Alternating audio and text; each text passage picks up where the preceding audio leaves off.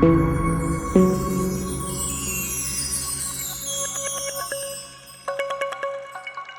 last set of people Vivek has to conduct this with. I think let's all Baton. I take have to bear with, and I've been We just waiting. I want to said ask these guys, I can monitor them. These are the younger lot. I can beat them up now. And you're being the So you most think difficult. Come on, guys. You can't. You're not No, allowed to why do then? that. You're Why? not allowed to rag me at all. I've been patiently listening, and I've been waiting for you guys to be on my side. All that is sick with the profession is not what you're going to be talking about. What you are going to be talking about, how you are being the torchbearer, how you are the hope giver for the profession, for the people in public realm. And I really, honestly, from my bottom of my heart, appreciate that the work that each one of you is doing. And you must also know that even the people in the previous panel have already spoken about the work that you're doing. So what I need to say, and I think I stand validated in saying that proactively, when you work in public space without being frustrated, without understanding the politics of public spaces, without understanding and working with the politicians, just as a solution provider, which each one of you is in your own right, hats off to you and salute to you. You are the harbinger of the hopes of architects working or wanting to work in the public realm. Welcome, all of you. I can see bright smiles, I can see bright red colors, and I can see some bright faces. Cheer, you guys. Come on. Yes. So, it started with holding a mirror to our own selves, that why does the profession of architecture not become relevant to people, masses at large? Why are we so cocooned? These kind of conferences, these kind of all these talks that we have, none of this reaches out as a WhatsApp message also to the society. Any medical conference, any legal conference, any conference about finance, there is takeaway from that. And that takeaway, whether it's like a gossip or whatever, reaches out to the society, to the people, to WhatsApp forward. We're going through a pandemic, and today I think anything to do with any kind of ilaj, be it Hamdard or Ayush or anything, goes out to people. Kada also, there are 100 recipes of Kada. An architect cannot give one recipe to doing a nice public space because nobody gives a damn. I think this is what is irking me. And that's why I said, let's hold a mirror to ourselves and know why are we not relevant. And why we are not relevant is because, to my mind, the projects that we do are for our own personal glory or at best for the glory of the client. And I'm repeating myself. Why cannot architects do proactively pro bono work? I was yelled at yesterday for saying, why should we be doing any pro bono work? Because anything that needs to come as improvement for the society, it can start with some part of pro bono to prove our credentials. And thereafter, you can start charging your fee and everything. Ellen, Swanzal, Madhav, Dhanendra, each one of you in your own domains have been working pro bono, and I welcome you. Please start with telling about your work. I will start with Swanzal, ladies first. Swanzal, you came to the city, Gurgaon, which was a dust bowl, I would say. There was no greenery excepting the greenery on the fringes of Aravali and stuff like that. Right here in the middle of Gurgaon, on the edge of Gurgaon, but in the middle of, as you entered Gurgaon, there was stone quarry that used to be, and there was dust and crushers and everything. Suddenly, that entire acres and acres of land has been converted into a biodiversity park. Did you ever think that this was possible by the efforts of a few people, not exactly architects, all of them, but led by architects and people who were interested in converting non-existent space into green lungs or lungs for the city? How did it happen? And really appreciate you for sharing that with us. Thanks, Vivek, and thanks for inviting me here this evening. And I'll try and behave. But please do. So I already said nice things about you. No, so I really want to. I want to say that one of the things you said about led by architects, I would say that the reason that IIM Gurgaon as a collective has actually managed to, I believe, affect change in the city is because it was not only led by architects. And you know my very strong opinions on this. I saw lots of echoes of that in the earlier conversation you had, which I was also listening in on. And I think that while as architects, we need to really move into a space of being change agents as citizens, where you're wearing not just your architect's hat, but also your being an activist in the city, because I believe that we all have a responsibility to the city and the collective as well as a larger responsibility to ecology, because primarily the work that we do destroys the environment. So we actually have a real responsibility to try and correct that through whatever other space that we inhabit. And I think that this was a miracle. So what you're referring to as the Aravali Biodiversity Park is something that we still today in our group, and it was, IIM Gurgaon has a large and vibrant core group as well as a large group of volunteers. But we are all mixed. Latika is a banker, Preeti worked in finance.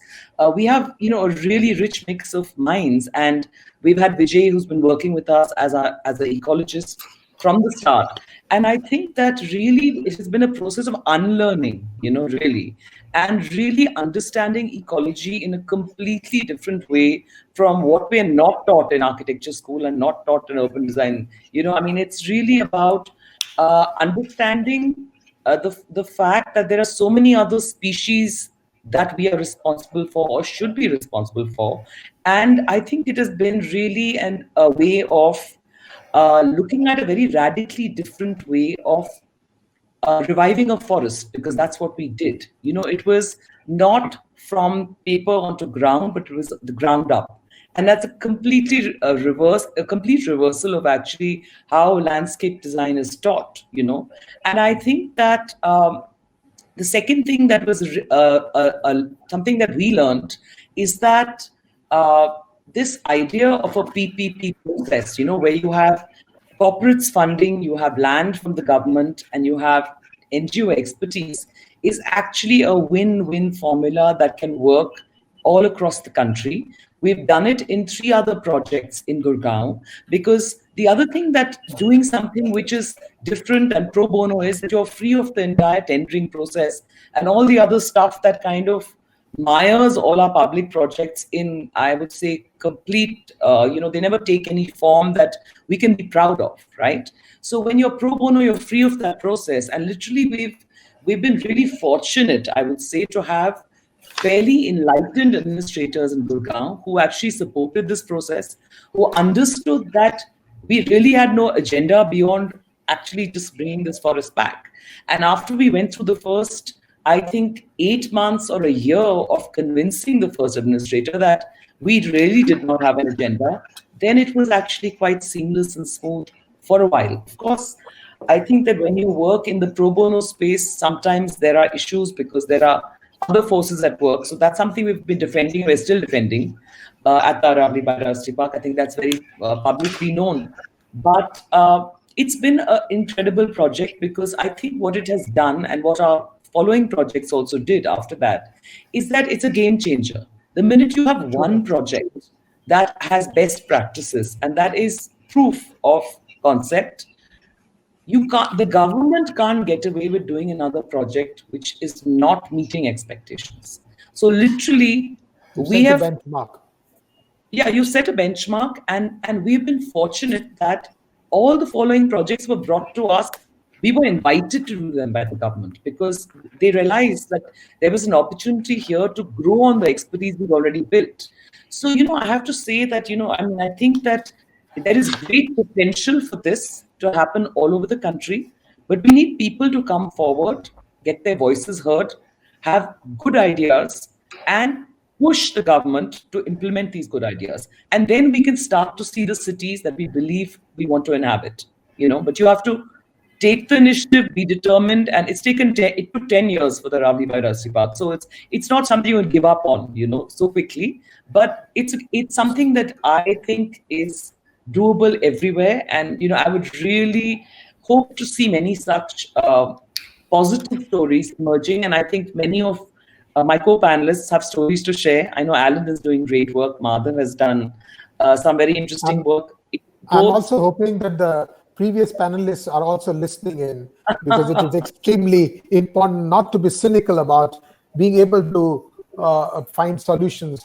I will throw it open to Alan, and I know because you're working in public realm. Alan, how important it is to create a client rather than waiting to have a client commission you through ideation and a design solution. When I think you ideate a design as a solution to the ills of a society or to the problems of a city, and take that solution without waiting for somebody to ask you to design that, and go to the municipality like you did, or to the ward or whatever authority that you did. I see every other day the minister of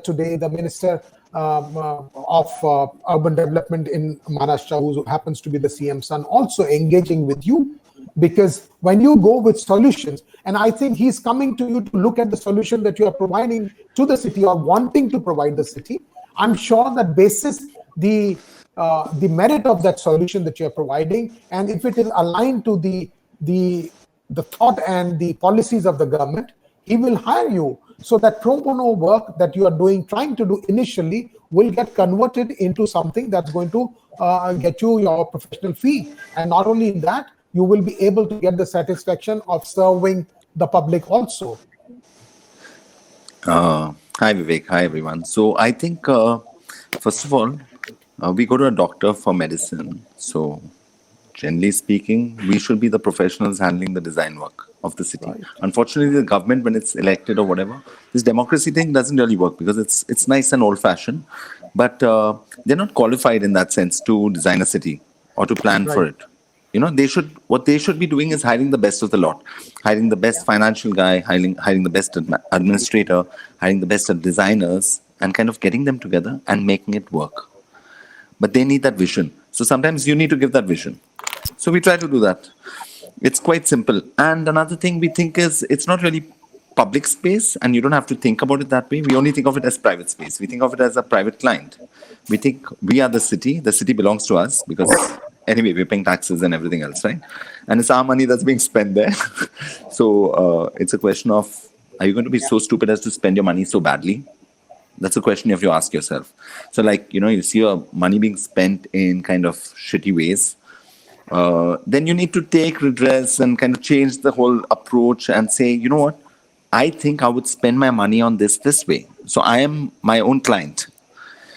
Okay, so I don't pay myself. So it's not really pro bono. I'm actually really, invested in this. So if the city develops, it's actually good for me, because even if I'm poor, I'll enjoy the spaces. So yesterday or day before, when I met him, Aditya, and he was very open to it. If I'm telling him, we can get 500 acres of continuous, open, public, pedestrian space, because I'm using the common words, I'm basically saying I want to walk across and cycle across, or when I'm old, be in a wheelchair across all these spaces. So from the sea face to the zoo and back. So it's pretty easy. And we see the solution as being an easy set of small design incremental changes, kind of, and you stitch it together, and then you get this large whole. So it seems like magic, but it's actually really logical. It's as simple as that. And seriously, I don't want to die saying, hey, I wish I'd done that. So might as well try. So it's a very simple theory. It's not like super complicated or whatever. So I think you don't need to be an architect to do this. You could be anyone. I mean, you have non-architects doing better jobs actually sometimes. Architects tend to think within a perimeter. We have this plot boundary and then offset. That's your setback area, and then you build within that. So you're already very blinded. So I think for architects to think as urban guys or beyond, you just need to take off the blinders and don't think that someone is dictating terms to you. Just dictate the terms that you want and do it. I hope I'm clear. So I don't design know. Thinking, would you call that design thinking or thinking design? Because that's, that's a little bit of intervention that is required as design thinking. No, I basically am a guy who can't sit in one place and probably needs to move. And, I did very well till college, and then I dropped out in my second year. So I really think people shouldn't go through with education because it's too structured and boring and really ridiculous. So it's good to kind of do what I want. Guys, don't listen to Alan what he's saying if you're following I and you want to completely graduate in architecture. No, I took 13 years to get my blessed license. That's another thing. But I left college in 2 years, so I'm quite proud of that now. That I'm on your chat, like, oh, I'm so cool. I'm on your Vivek's chat. But each one Guys, to his own, right? Yes, absolutely. But identifying an opportunity where it doesn't exist and to regenerate that into a public space is what the new generation is trying to do through intervention, Vivek, it's not public space. You are in your house, you walk outside, it's your private space. I'm using my feet, it's my private mode of transport. I'm using my bicycle, it's my private mode of transport. It's my use private a car. space outdoor. It's okay, so that's also very private, but Right. it's like communal private space. Let me put it that way. So if you feel invested in the space outside, you want a beautiful city, you want to sit on the steps somewhere, enjoy something, enjoy a drink or a coffee. You can do it abroad, you can do it anywhere else in the world where it's pretty clean. Enjoy good air. I mean, come on. Can't call it public space. Air is so essential. You breathe. I've been told I've been breathing wrong for the last, my lifetime. But that's from my wife. But anyway, the air is very bad. But yeah, That's I think true. I said So what we need to do now is to create the diverse public spaces, which would include parks and open areas, which are basically the lungs of a city, obviously also constitute as during the public lockdown, spaces. during the lockdown, the roads are the only public spaces, open spaces we have. But why Bombay would had you the say parks shut. The parks were shut. People couldn't go out and social distance because you were You're compressed lucky into. that you were lucky that you still have beaches which one could go to. Beaches were I'll closed. bring in Jew Madhav Beach was here. closed. Beaches were closed. Can you believe it? Beaches were closed. Amazing logic. So, okay, someone else should speak. So This can go on. Madhav, my question to you is that as somebody who's done something very interesting, being an architect, what you've tried to do in your own time, and I would say, is that pro bono? I don't know if you're charging for that, is brought in public realm. One of the things that did not really interest a lot of people is those heritage walks that you've been doing and making people aware of the importance of public spaces, which are also heritage spaces. And also by doing that, you've given them access to those areas. Otherwise, some of these areas, Safdarjung Tomb and everything, were very places where you would find people kuchikuing, they've been taken out of the public realm actually, because I don't blame them because, do we have places to love in this country? I don't think we have. Culturally, we are not tuned to allow anybody, and there are no places to love. And God forbid, I mean, this was the only place that was there for the people to go behind a bush or something like that.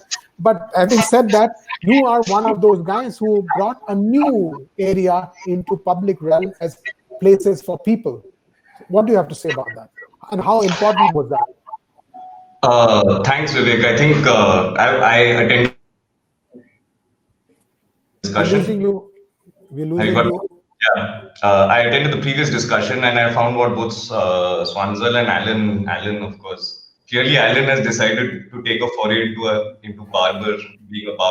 He's just recently had a haircut. Very snazzy, Alan. My wife. I'm very jealous because I don't take haircuts. So We can see that. You don't have to say that. no, but to get a little more take them more seriously. I think it's interesting that you see, having been educated as an architect, I went through 5 years of, in a sense, unplugging myself from the rest of my life. That's the kind of intensity of the education. And once, when I started practice, it became the kind of, Alan said it really well, a sort of a blinkered journey or trajectory in which to achieve something which gives you satisfaction, right? Now, by its nature, architecture taught us that it was, in a sense, meant for everybody except ourselves. So that's why I find what Alan said very interesting. in a sense, it's a sort of a deconstruction of what architecture should be, is that you empathize. And one way of doing it is to personalize and say, okay, it's not public, it's actually private. I should treat it, I should, as a designer, apply myself as much as I would to a private space as I do to a public space as much as I do to a private space. Swansar, on the other hand, has spoken about externalizing even being human, and to consider humanity as part of a larger environmental ecosystem, and to understand that actually what you're designing for is not even human. It's living maybe, or it could also be natural resources, but it's, in a sense, your view is not humanistic, it's ecological. So when I think of what motivates me, when I say that my practice is my vehicle, one of the things I understood was to be able to do what I want to be motivated about, which is to try and understand. I mean, all this comes from essentially a place where I really love the city I live in. It's a love that's developed over my life because I've spent my entirety of my lifetime here. It's an awful place, the city that I love. And chances are this is true for most architects when they look at their city, because a satisfied architect is probably a dysfunctional architect. So one kind of understanding is that, okay, how can I contribute to this love of my life, right? So then you kind of look at, like you would in any other form of love, since you brought in Kuchiku in, let me get all mushy, is once all of us have experienced the bliss of married life, and you understand that once you marry the partner that you love, you're immediately going into improving that partner, whether they want to or not. So there's a lot of criticism. So I have saw the panel before us, and That's I don't normally think one way. Alan, in your case, Madhav is enjoying it. I did not consider the previous panel a panel of jilted lovers. I thought they were happily married. True that. It seemed like that. Anyways, yeah, go ahead, please. You know how it is. You spend your life with someone, and yet वो चाय time पे आता नहीं है and mood खराब हो जाता है सुबह से. By the way, I make the tea in the house. So we're supposed to have architectural discussion. Come on, come to the point. Sorry. No So what are the philosophy. things? To that point. Thanks. This Vivek. guided you. Sorry. Thanks. To that point, I think one of the first blinkers we need to remove is that even though we are trained architects, we have to understand when we are dealing with something that is not ours, and that we are in love with this thing, we need to get out of our profession, and we need to start networking and informing ourselves and locating ourselves in a non-profession imagination. One of the things that motivate me, and I'll stop here so that others can continue, is that I think that I have understood development a little differently from what I was taught or what I have learned from other practitioners. And I think development, in a sense, is a sense of it being top down and a kind of percolative thing. I know there are bottom up, but then you get into the politics of capitalism and communism. I have an interesting philosophy that I read about reading for now, I guess, a decade, is two Gandhian principles, Gandhian Bhave, Vinoba Bhave, and that is Antyodaya and Sarvodaya. And that's to understand that uplift or development or happiness can actually come in a democratic society if you are focused on the person who is at the bottom of the pyramid. And to kind of empathize with that person, force yourself voluntarily to empathize with that person. Now, in Swansar's case, the Ant is actually non-human. And what Alan has done through his work is to empathize with that other that he is not, by saying, no, that public space is not something, it's not opposite to what I own. It's actually, I'm trying to be that person who actually doesn't have any private space to own, So that's it. That's as a motivation. In all of this leftist thinking, I would call, why are you, that doesn't become equality. by looking at the most downtrodden or the lowest rung of the society is not equality. Why are you considering that somebody who's well-to-do is privileged? He could be as underprivileged as a downtrodden or somebody who's not having the means. Yeah, It is right. I'm very privileged. I'm very aware of the fact that I am privileged. So I think Just as Alan is also very aware of the fact that he's privileged. But Yeah. that No, I'm not doesn't. privileged. I'm not Your privileged. wallpaper says something different, Alan. No, I the think, air I'm breathing is the same as the air the other guy is breathing. It's bad air. That's my point. Come on, I'm not That is my privileged. Sorry. point. That's exactly the point. Having I money might is be not privileged to privilege. get myself a fancy mask and get by. Oh, that's But fancy. that's not my design solution. My design solution is to try and do something for the air so that Absolutely. the person who can't afford this is a product placement on your channel, Vivek, by the way. For it, take note. Is a he's going to doesn't get have paid for access this. to it. Yanendra, I don't don't think listen to these rich guys. people, I need to rich bring people you are in here. privileged. I think rich people Yeah, and let- privileged people are unaware, right? And I feel the people who are left out of regulatory frameworks are not illegal; they are irregular or extra legal. So the parts that don't fall into the formal city that we as architects are trained to engage with, or that's the only opportunity that naturally falls in our laps. We need to be able to talk to other forms of professionals to understand cities that are not part of the plan, that don't have FAR, that don't have setbacks. And I have found the best place to start action is at that edge where the formal city ends and the informal city starts. Not in the middle of the informal city. There are lots of architects who work in slums. My effort is to try and see, can I push that boundary of formality without necessarily excluding the informal? That is extremely To kind of important. pull them into the ambit of what the formal city imagines as being formal. You see, because irregular is just complex. It's actually representative of diversity. So this is not leftist. It's actually extremely sitting on the fence. So much so that my rear end hurts. Because Can I just add to what Madhav is saying? So, and I completely agree with what Madhav said, and Vivek, I think the point you were trying to make, which is that, and what Alan just said, which is that everybody loses if the city does not reach its full potential.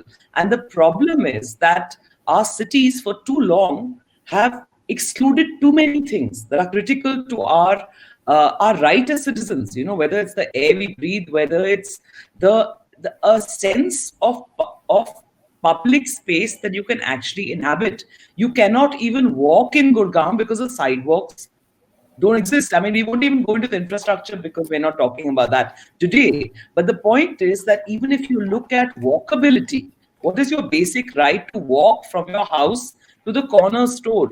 In Gurgaon, that is a challenge because you don't have sidewalks that exist. I mean, they exist and they're dug up, and it's a problem all over cities all over India. So we're just saying that it's not. I mean, I think it's everybody's right, but we do have to face the fact that our cities and our master plans and our planning and what is driving the agendas, the development agencies, does not serve the cyclist or the domestic help worker or people who have fewer means. So it's like, I mean, it is. Ours is a city. Gurgaon is a city in the making. So I'm sure that by and by these infrastructure things will develop, and I'm sure that we will end up with a decently designed city with people like you butting in all the time.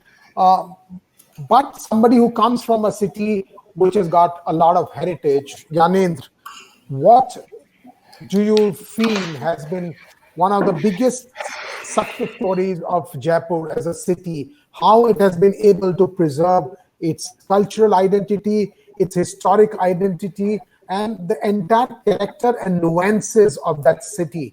The city is exploding today. You have Jaipur Heritage and Greater Jaipur, but there is the entire participation of people in preserving that city's character. How does that come about? And what is the contribution of architects and designers and planners in it? Yeah, so thank you, Vivek, and thank you for inviting me over. Shraddha, you owe me that fancy mask which you gave to Madhav. I'm still waiting for that mask. Okay. So, Vivek, as you know, you also from the city, and you know how the Jaipur Wall City is all about, the the open spaces in the Jaipur walled city, they acted as theater of the town life. Actually, it used to act as arena for the city's life, and Right. the religious functions, the parades, the the importance of choppers. Anybody who's been brought up in Jaipur would know what is the importance of choppers actually. And we had this low-rise, high-density kind of urban development, wherein we had the hierarchy of open spaces. And every student of architecture has studied in the history of settlements actually. So what happened post-independence? We failed in actually executing the master plans. One of the master plan in 70s, Jaipur walled city was declared as one of the central business district, and whole commercial activities proliferated inside the walled city, and things started moving out of hand. But now in 80s and 90s, when the tourism actually started coming to city, the authorities here realized the importance of the heritage city, because this is kind of bread and butter for all of us. We've got hotels, we've got a lot of handicraft industry, a lot of things attached with the tourism and heritage. So you know how heritage and tourism are interrelated. And then came a very fine line between conservation and development, and the process of conservation started developing. In fact, that was also very slow. We could get the status of World Heritage Site last year only, though it was due long back. But this is how the government functions. This is under the government's realm. It's under the government's municipalities and the Jaipur Development Authority, who's supposed to work on those areas. But anyhow, with the participation of general public, we were still able to manage that. Now Jaipur walled city is a heritage site, and you very rightly mentioned in one of our previous discussions that the municipality has been now divided into two, and the one would be taking care of the new Jaipur, the other would be taking care of the old Jaipur, which is basically the walled city. And I'm sure now things would be much better. But the most important thing here I would like to highlight, Vivek, would be with all my fellow colleagues out there. We architects have actually failed in there. And Alan was right in his initial remarks that, you go to doctor and never tell him to give him this medicine, or you don't go to a lawyer and tell him that apply this particular law. You don't go to your chartered accountant and tell him, okay, use this rule. And when you go to an architect's office, as Frank Gehry rightly said, you hire architects and tell them to do things. So this is what has happened in Jaipur also. The administrative officers or the commissioners in authority, they already thought that they are the chief architects. Now they are the chief town planners, and they have done as per their whims and bends. There was no proper consultants being involved, as Alan was clearly mentioned. But things are now getting better. That's a good sign, actually. Urban development used to be the bottom priority of all these political parties a little while ago, I think 15, 20 years ago. Roads and education and health and these rural development used to be their priority. But now, from last, I think, 2 decades or so, I would say urban development has become kind of priority of the political party. It features in their manifestos also that, okay, we'll do this. So that's a good sign, actually, I would say. And you can see that, I think, in Jaipur, you can see that because I think, Gyanendra, sorry to butt in here, in the sense that, as you said, the choppers were the socio-cultural spaces. But I'm glad that the diversity of public spaces that's required in every city, there is no prototype to public spaces. You can't go on creating blueprints of similar kind of public spaces. You can't go on creating choppers everywhere, even in the greater Jaipur now. What you need is divergent type. So I'm glad that there is that central part. I absolutely agree, Vivek. I absolutely agree. But the context, you need to understand the context. If it is there in that particular setting, maybe the settings could be different. I am not saying that you have those same choppers. B.V. Doshi had those same kind of choppers designed in Vidyadhar Nagar, if you remember. but those Right. were hanging choppers. They were not exactly the same chopper. What I'm trying to highlight is the importance, the space which are celebrated. So the context need to be followed, and then the designer, the architect should be given freedom, and that's happening. That started happening in the city and the other cities of Rajasthan. I would say that.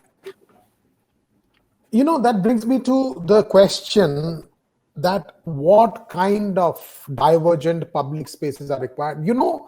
In the previous panel, we discussed that we ape the West, and I agree to a certain extent with that line of thought, because to my mind, and I have my own opinion on that, and I want to probe you guys on that.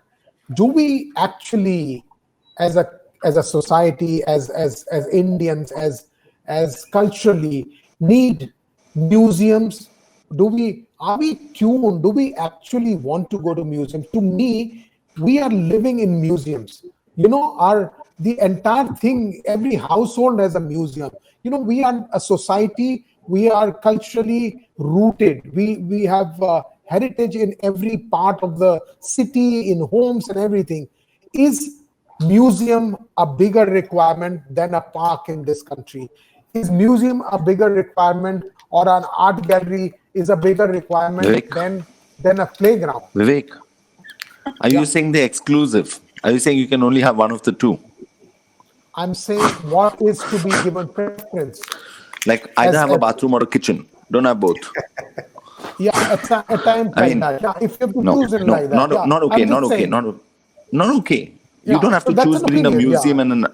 and a park. You can have both. Other cities are also living museums. Other cities also have museums. Other cities also have parks. Let's take London, the biggest looters and the guys who actually stopped the Kuchi Kuing in India. They completely destroyed the Hinduism and changed it and made it like that. Architecture was Taj because there's no body sculpture and there's no artwork and Kuchi Kuing on it. Come on. This is all British.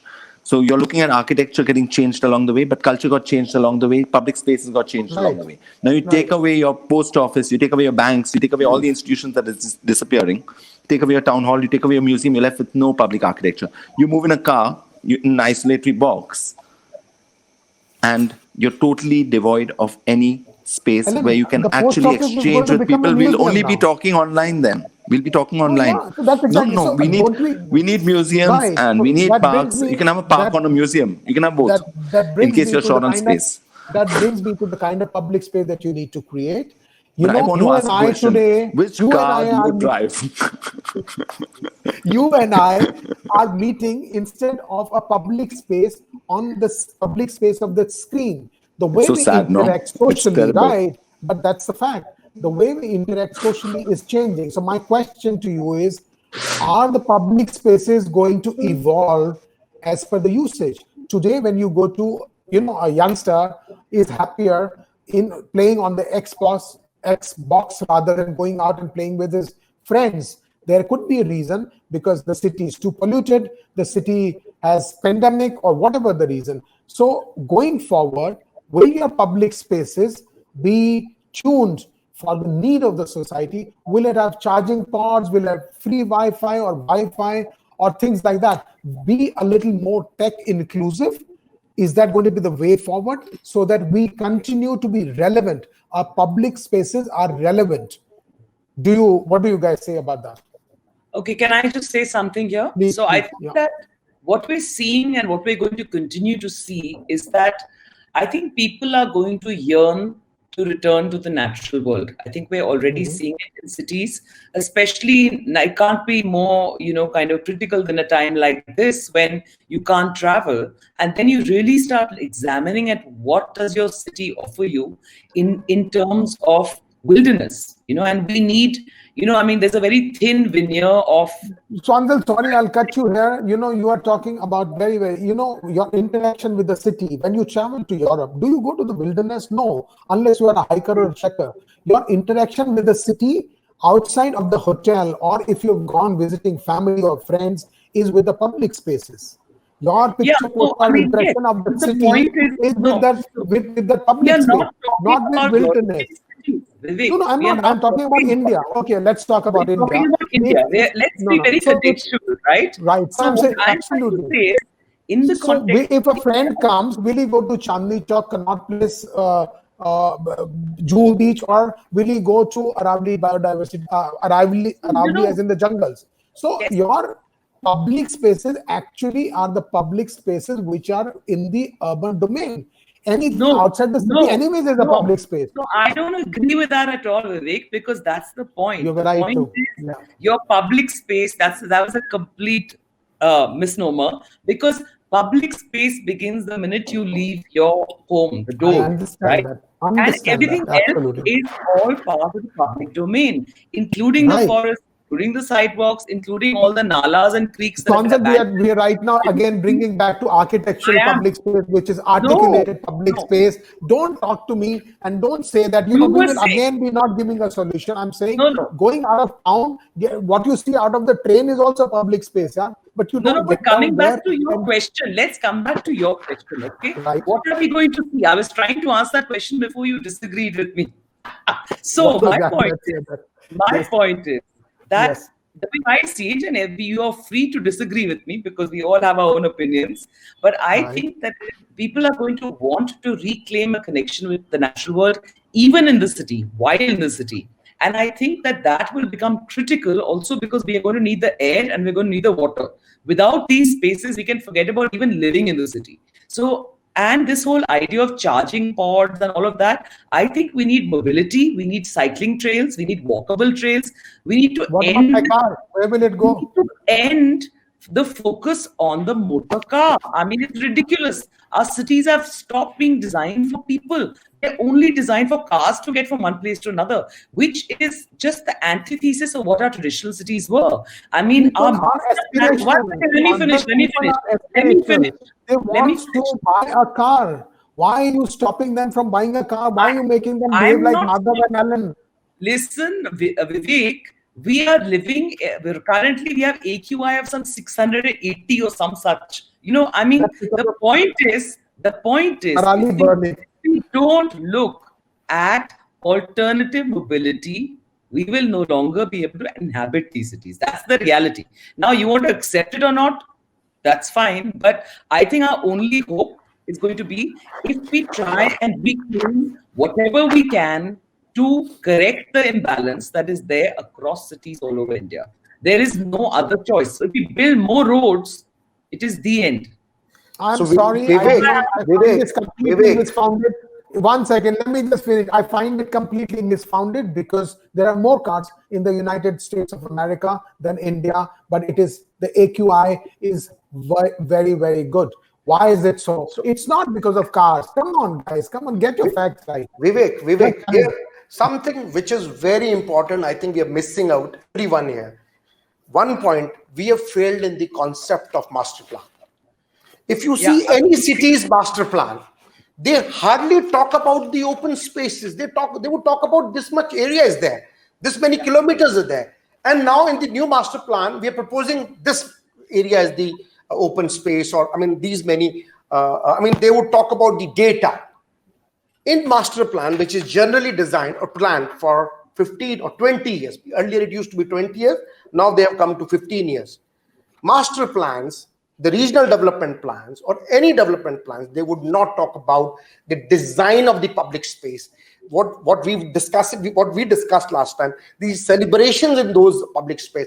And that is why I'm again and again going back to the context of Jaipur Walled City, wherein those spaces were designed. And we've been highlighting these issues with the government authority. The master plan never talks about the design of this open space. They would talk about the density, they would talk about the land use, they would talk about other infrastructure. But when it comes to public space, they would just give in data that, okay, these many parks, these many open spaces, that's it. But we have to actually get going. We have to actually design those spaces so that those spaces are not filled up with cars. And you are right, you cannot compare with USA. The density out there is nothing compared to us. Here, our density is, I think, 7-8 times more than America. So we have the cities I'm talking about. I'm not talking about now we take the example of China. They are more populated than us, and they have still been able to understand the importance of public spaces, because they are designing those spaces. They have got those smart open spaces.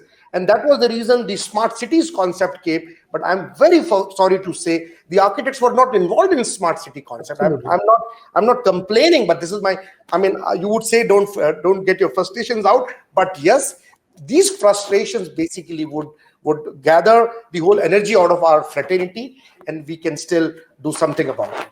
I have a No, very I interesting just quote add from to that, somebody. Vivek, We will take this. We should look at more democratic public spaces in cities, looking at various thresholds and in between spaces that already exist in our cities. This is by Yeah. Nikhil Pai, and I think I would like to discuss on this. Guys, come on, Madhav, you're nodding Lovely. your head. Yeah, this is actually perhaps better put than I tried to put it earlier. When I was saying that we're working at the edge, that's that threshold. So as operators who are trained to operate within the legal formal framework, we should try and see through our own action. Maybe it's self-motivated, maybe it's because we get the chance to work with government. But we should try, and in those situations, we should try and negotiate to be able to extend that edge of what we call the formal regular city. So it could be, see, because the master plan is actually like cheddar cheese, right? It's full of holes. Yeah. It's interesting for a development plan. That's why I spoke about Sarvodaya and Antodaya. For a development plan, its entirety is more, when you read the master plan, if you take the patient reading of your city's master plan, you'll understand that most of its effort and language is to try and exclude what it will define, as in the development controls kya nahi hai usme, who are not included. It takes a lot of effort to define that. It would perhaps be more fruitful, and that's why maybe it's not the job of planners to do this. Maybe it's the job of people like us who you mentioned solution finding in the earlier discussion, and I think there was a bit of a discussion between you and Naresh about issue resolving and solution finding. See, solution finding is a very grand ambition to have. Issue resolution is very humble. And because we are operating on the edge and there's a lot of unknowns and unpredictables, humility, I have found, serves me better rather than solution provision. Unless, of course, there is some way of getting political action. I mean, politicians, let's say, or elected representatives. Let's not call them politicians. When you call them politicians, immediately पूरे panel का खून खौलता है. It perhaps better to call them elected representatives. There you actually have to kind of get a lot of learning, like Naresh was saying, from elected representations, because those are the guys who, because we, unfortunately in our country, most of our populations, urban populations, are left out of the master plan. They are the guys who vote and get the elected rep. So if there's a way to tap that knowledge system or that value system or that thing, it's possibly best through an elected representative. Because when you define that elected representative as a politician, you say that he's always going to play politics and play dirty. But if you, in your head, imagine him as an elected representation, you can actually emotionally blackmail them into doing a lot of sensible thinking, I think somebody on ground is Alan, who's one more point. Sorry. There was very interesting exchange about parks and museums. I wanted to kind of come in on that. I think given this is one understanding I've understood about engaging with politicians. So I'm part of an online platform called Pakka.in, where we engage with young MPs across political spectrum who are trying to spend their local MLA funds more intelligently, which is actually not urban, mostly it's rural. But in my understanding is just this, that in politics, it's not everyone, if we grant that everyone wants the benefit of society, which is a positive way of looking at it, the question of politics comes from priority. Which should come first? Should we develop the park first or should we develop the museum first? right. And we all have different perspectives on that. So you may say that cultural life gets enhanced by museums, but the question to ask is culture top down or bottom up? So should we first create street culture before we create museum culture? Similarly, parks are seen as recreation, but we recreate in amazing ways. We also jog, and therefore, which should we build first? Cozy little corners or jogging tracks? Some of us have dogs and cats. as an empathy to the non-human. Many of us are very attached to them. And I've seen in my colony, for example, the WhatsApp group constantly erupts between the dog lovers and the non-dog lovers. But there's a fundamental flaw in my colony is that it takes an awful lot of effort if someone is working in the colony as household help to actually get in and out. So it's neither the dogs nor the humans. It's the person who's left outside the colony who you're worried about. So this is broadly what I'd like to give. I think as architects, we define priorities to a very great extent when we work with our clients. So what is the That's priority? Museum or park? Give your vote Huh? in the current context. Give your vote. What is the priority? Museum or park? So I haven't designed a museum yet. I've designed a couple of parks. So just for my own expansion of mind, I would prefer a museum project right now. Actually, What is any the- project right now would be useful.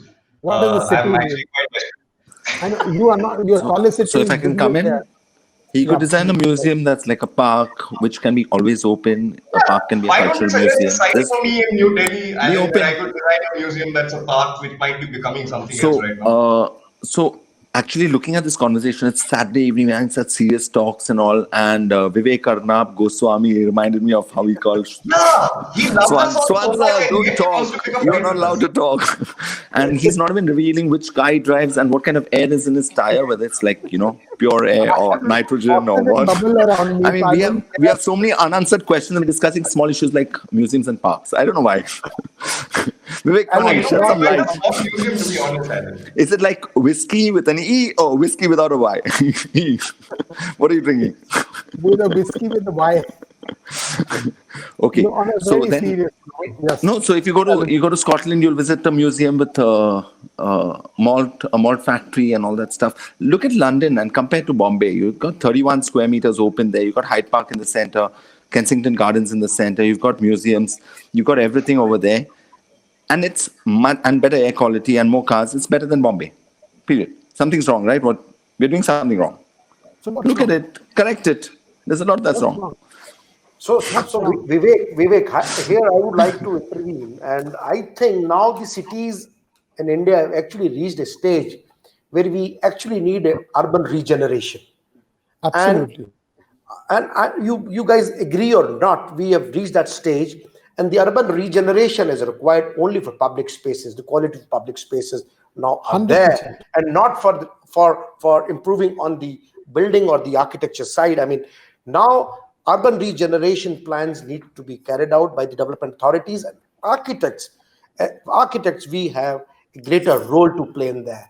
And I would say not the architects. I agree with few of my colleagues' statements wherein they say it's not required to be an architect. It could be a product designer, it could be a landscape architect, or it could be a landscaper. I mean, anybody who would have a good vision should be, invited. I think now a moment has to come wherein we talk about the urban regeneration to get these places, get these public spaces still celebrated. Janin, the reason why I spoke about Madhav giving us regenerated public spaces, and he goes tangential and he starts talking about his philosophy, is that when he does these walks, I would ascribe them to making public at large understand that this genre of public space exists, because otherwise in Delhi, which is dotted with monuments, the monuments somehow or the other, because of the ASI rules or something or the other, are some eerie places, they are not open to adaptive reuse. So when you talk about regeneration of spaces, public spaces, that can be achieved through adaptive reuse of a whole lot of monuments, this, that, the other. Delhi is dotted with these maqbaras or whatever you call them. And they are in every colony, in the corner. Archaeological survey comes and puts a board outside. Kids can't go and play. On top of that, the Vastu people say if your house overlooks that, it's bad for your Vastu and everything. My thing is that if you want regeneration of those spaces, for want of a better example, why don't you open a cafe coffee day there? Right, In a exactly. sensible, Exactly the defined point. manner, Exactly the point. so that place regenerates. Yes, Madhav. So that's what I mean by regeneration of public spaces, getting them back into the public realm. Yeah, absolutely. See, all of us who are lucky enough to live in old cities, cities that have been cities for a long time, definitely one area of establishment. I mean, it's that cheddar cheese analogy will come back to me, that very often these spaces are left behind as holes in the city, which are left out of any form of inclusion in the master plan. ASI doesn't help because it just puts a mummifying blanket on Right. it. Yeah. So what we need are actually special development plans for specific heritage zones, which don't get restricted to the political demarcation of zones and wards and so on. So you can have, like you do for like influence zones for the MRTS and stuff. So you can create an extra zone and start working towards that. That's definitely a positive thing. But I have another point to make, and it's got to do with generally the concept of urbanization, and it's got to do with these walks that you referred to. Basically, like you said, Delhi has these incredible resources that are these places which are excluded from the master plan. They're usually the receptacles of all our cultural and built heritages. And what I've understood that is that exclusion that happens, if you have to correct that, and now again, this is in my thinking both to a certain extent for urban regeneration, but it's also for that edge with the city and the rural, or it is for what is actually happening in India. It's not our big cities are becoming bigger. Our villages are becoming towns and our towns are becoming tier 3 cities.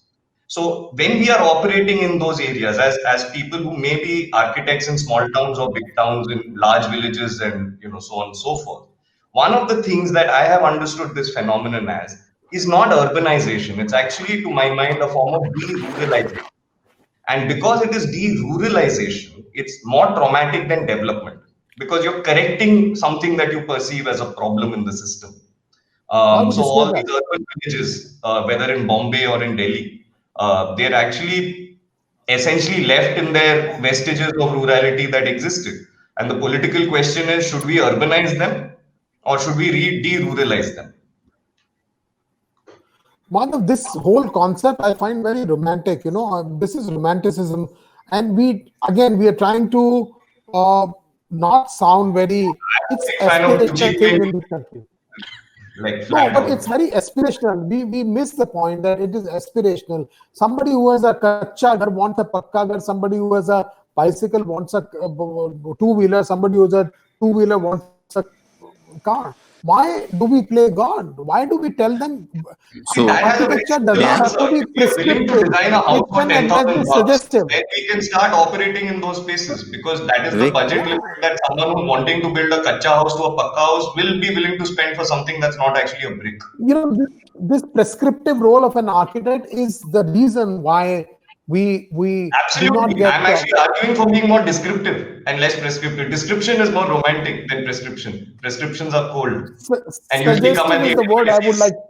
Suggestive is the word I would like to use because can I interject and since you're not letting me speak, since I'm not behaving well. Look at you! I started with this is undemocratic, guys. Come on, don't call me Arnab. I'm not muted you. Come and say something.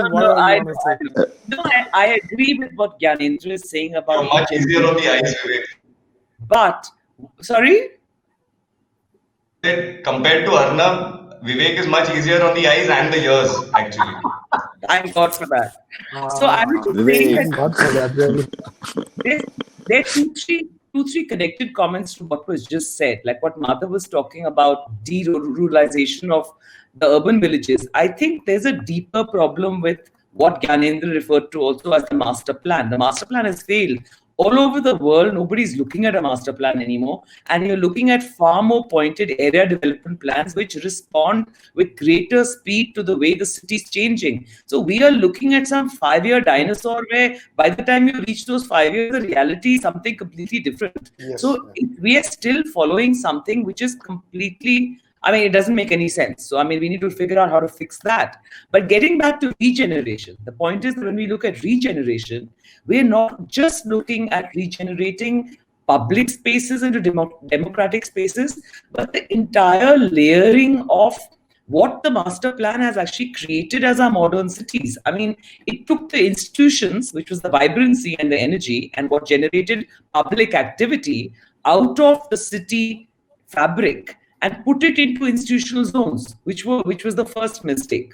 So now once that's gone, you've already divided it up. Now even within the institutional zones, you have boundary walls. So even your institutional precincts have failed to become vibrant precincts. I mean, you look at lost opportunities. You look at this whole Vasant Kunj city center space, which has all these, which was fought tooth and nail for, again, building on the ridge, but let's move beyond that. And again, you just have boundary walls and more boundary walls. So we also have to look at the reality of Indian cities, which, let me tell you, is such that if you look at, I think there are about 1 lakh migrants that reach NCR every day. Okay, so one of the biggest challenges in our city is that the influx of people, and the fact that the influx of those people don't see the city as a memory or belonging, but they the city as a resource to be scavenged. So if you look at how our publics, why India does not have these romantic public spaces where, you have squares and plants and flowers and, pretty people sitting on tables, is because here we have to protect every square inch of our public space from, if there's grass, there'll be a cow eating it. So our reality is different. And our reality has always been incredibly inclusive, right? So it was not, excluding people from space. But if you look at even a space like Jama Masjid in the old city, which traditionally was a public space, the space outside the Jama Masjid, the bazaars. Now, every square inch of even our traditional cities is actually being regulated by somebody. There's a cop, or there's a, so our reality is, and most people don't realize this, they drive by in a car and they say, oh, public space. It's a myth. The reality is every square inch of our city is owned by somebody and excludes a lot of people. So, I mean, we have to understand our context is far more complex than what appears just when you look at it and say, oh, but why don't we can't. Our reality is far too complex, far too different. So we have to look at solutions that come from within, and we have to look at simple solutions. Alan said, you don't need to be a trained designer to think about solutions for the city. They are logical solutions which anybody who cares and who's thinking and looking closely can find. So I think it's really about, if we were to look at the way our cities hopefully will grow in the future, it's that there are people who care deeply about that city and who are looking very finely on the ground for solutions that will serve the collective. That's the only hope. That's where we need to go. And only when we have that kind of sensitivity in everybody, from the administrators to citizens, to corporates, all the stakeholders in the city, are we going to start seeing cities where, selfish interests are not being served? We have to start thinking about, as Madhav said, it's a Gandhian concept, but it's truly relevant today. We can't design cities only for which is how they're being designed today, only for people with a certain degree of economic wealth. And if you look at urban villages, the fact that the master plan has excluded so many different types of commerce that our cities had, and that's why, or even spaces that are economically viable, homes that are economically viable, that the urban villages have got scavenged by what the master plan has not provided. So it's tragic, actually, what our master plan has done to our urban villages. I mean, it's just, if you look at the urban villages in Gurgaon, I mean, many of them have become slums because they're the only homes that workers can afford to live in. And it's completely exploitative.